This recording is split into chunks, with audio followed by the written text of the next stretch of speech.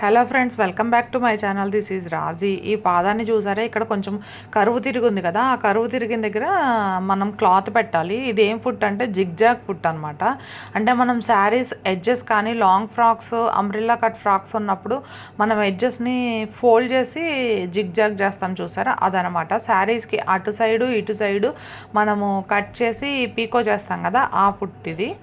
ఇప్పుడు దాన్ని కొంచెం శారీని ఫోల్డ్ చేసి ఆ కరువు తిరిగిన దగ్గర మనము చీరని ఫోల్డ్ చేస్తూ పట్టుకోవాలన్నమాట. అలా పట్టుకోవాలి. ముందుకెళ్ళేదాన్ని ముందు కూడా జాగ్రత్త పట్టుకోవాలి. లూజ్ వస్తే కుట్టు మళ్ళీ ముడతలుగా వస్తుంది, స్ట్రైట్గా రావాలి. అలాగని ఎక్కువ లాగేయకూడదు చీరని కానీ డ్రెస్ని కానీ. అది అంబరిల్లా ఫ్రాక్స్కి అయితే అలా లాగాలి. అలా లాగినప్పుడు ఏమవుతుందంటే బాగా కరువు తిరిగి మంచి లుక్ వస్తుంది.